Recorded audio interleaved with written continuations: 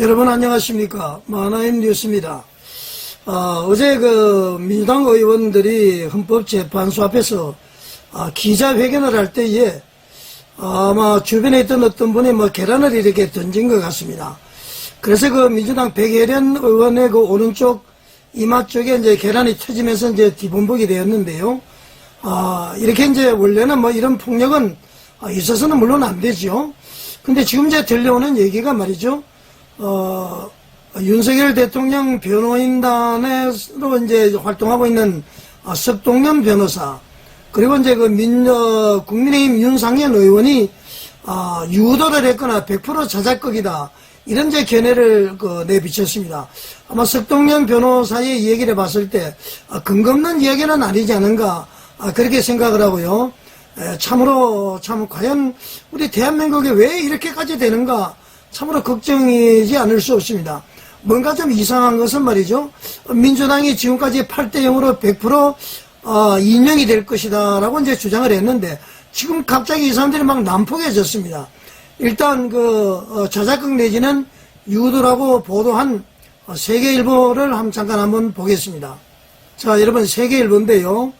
석동연 백혜란 계란 테러 자작극 뺨 때려달라 유도, 이런 제목으로 이제 기사가 나와 있는데요.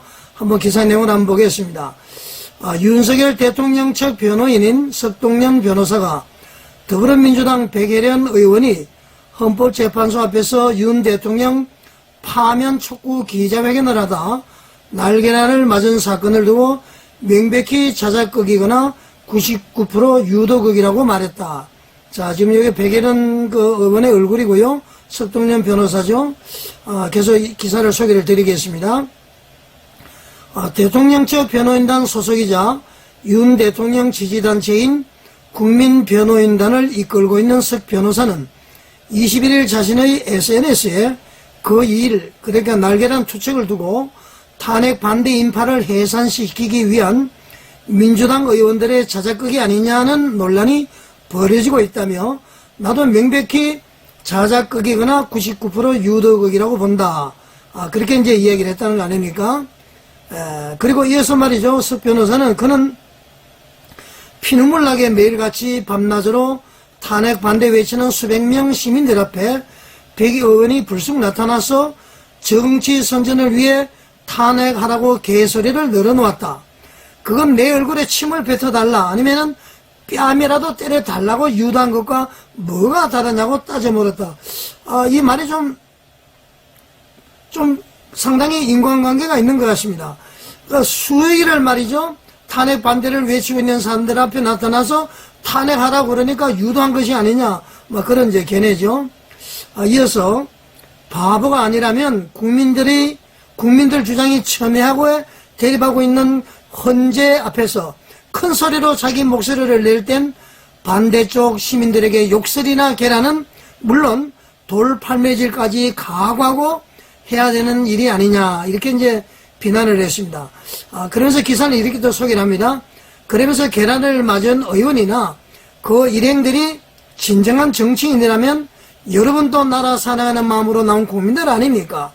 오늘 저에게 이 계란을 주셨지만 이렇게 하면 안 됩니다. 어떤 경우에도 폭력을 쓰지 맙시다라고 해야 하지 않나. 그렇게는 못할 망정 국회의원이랍시고 잽싸게 경찰 찾아가서 범인 찾아내라고 난리를 친 그 경박한 사고 수준의 한숨이 나온다. 그렇게 이제 비판을 했습니다. 그래서 이제 이 석동 변호사는 얘기는 말이죠, 결국은 유도를 했거나 자작극이다, 그런 주장인지요. 자, 여러분, 일종 석동연 변호사의 의견에 여러분들 공감이 가시죠? 현재 윤상현 의원도 마찬가지입니다. 자, 여러분, 참으로 다음 주 월요일날 이제 한덕수 국무총리의 탄핵 인용 기각 각하 결정이 된다고 그러죠? 그리고는 이제 이틀 뒤에 이재명의 선거법 위반 2심 선고가 되고요. 빠르면 이제 금요일날 윤석열 대통령의 탄핵 심판 결정이 있을 것이다, 그렇게 하는데, 참으로 조금 저는 한덕수 국무총리의 탄핵 심판 결정이 월요일날 된다는 거 보고는 사실은 좀 걱정을 좀 하고 있습니다. 제 개인 생각인데요. 개인 생각입니다. 여러분 비난하지 마십시오. 저는 확실히 윤석열 대통령이 100% 기각 내지 각하가 되기 위해서는 마음이 아프지만은 한덕수 국무총리가 인용이 돼야 되지 않을까, 탄핵 인용이 돼야 되지 않을까, 그렇게 생각합니다. 왜 그러냐면은 탄핵 인용이 되게 되면은 말이죠, 어떻습니까? 지금 최상목에 대해서 탄핵 발의를 한다고 그러죠? 그러면은 국무총리, 부총리까지 다 공석이 돼버립니다.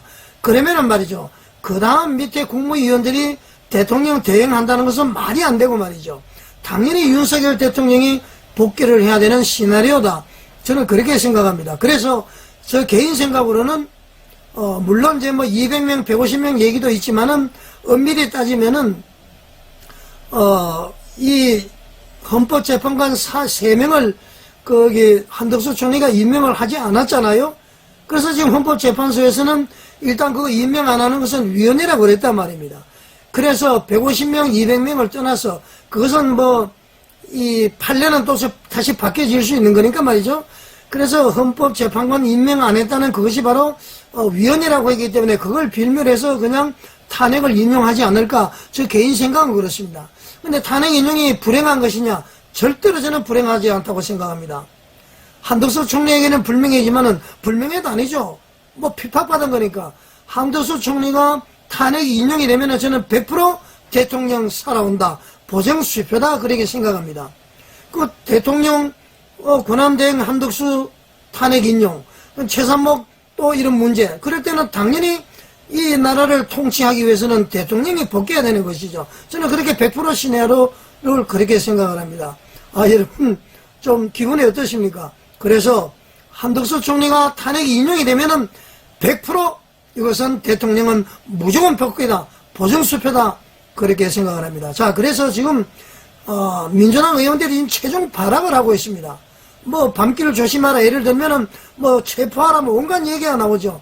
그래서 일단은 서광의 빛이 열렸다, 속히 대통령 복귀를 해서 우리나라가 자유민주주의 위에 굳건히 서가는 대한민국 되기를 바라고요. 여러분들 금요일날, 오늘이 금요일이죠. 내일 광화문으로 전부 나오셔서 우리 자유민주주의를 외치는 국민정황권을 발동하는 저와 여러분이 되시기를 바라겠습니다. 시청해 주셔서 감사드립니다.